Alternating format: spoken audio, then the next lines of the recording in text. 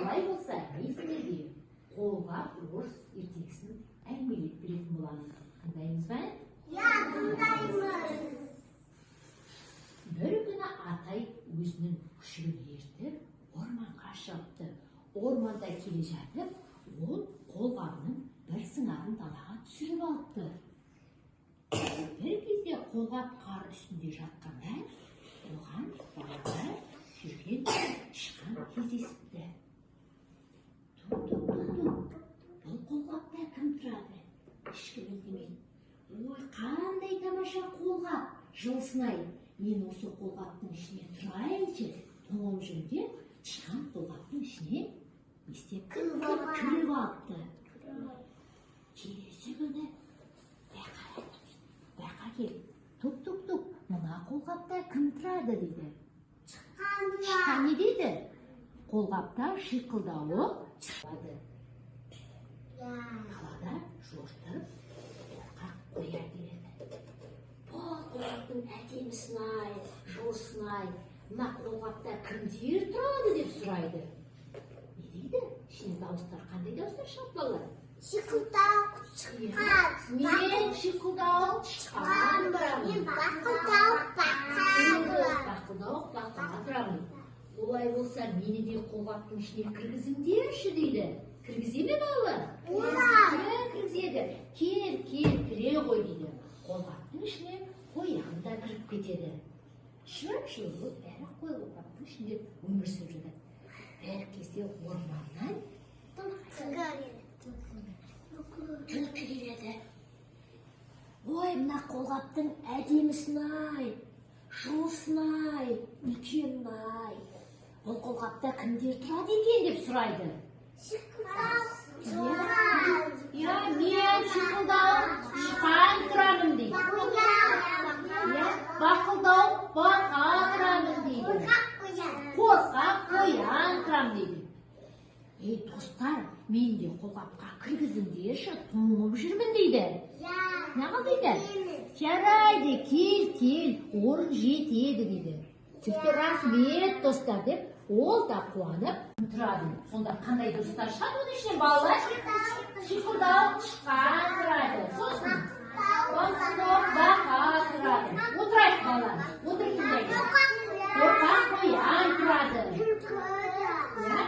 Түлкі тұрамын дейді. Сосын қасқырмын, қасқыр ағалармын. Мен де кіргізіңдерші дейді.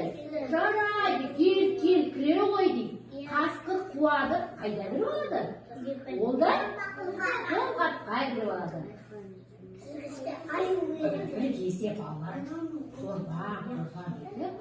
Айқан отырағы. Аю келеді. Қолғапта кімдер бар дейді. Кім тұрады дейді. Шиқылдауық тышқан, бақылдауық. Бәріміз айтайық. Бақа, қорқақ, қоян, қасқыр. Аю айтады. Не дейді аю?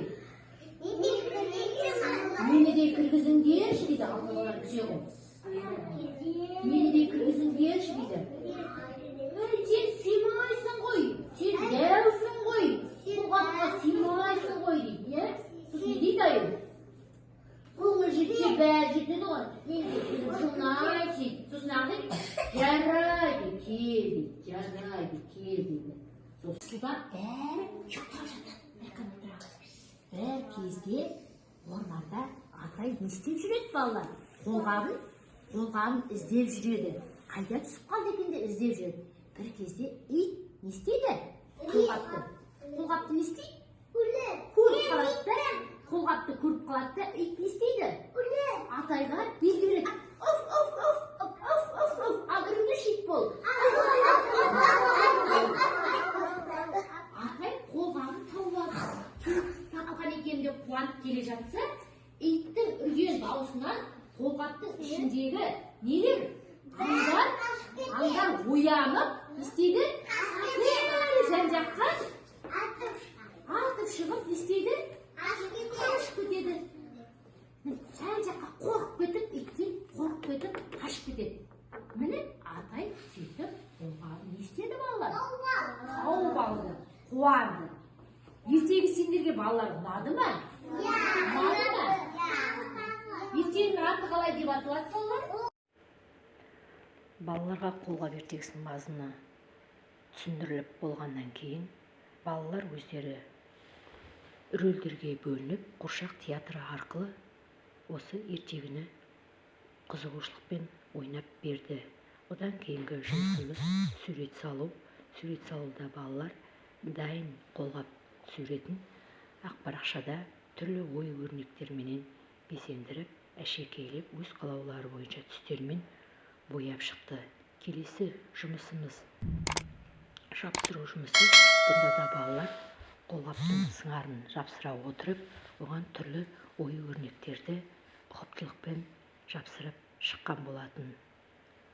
Бұл жұмыстардың барлығын қорытындылау мақсатында балалармен сыңарын тап дидактикалық ойынын ойнатқан болатынмын.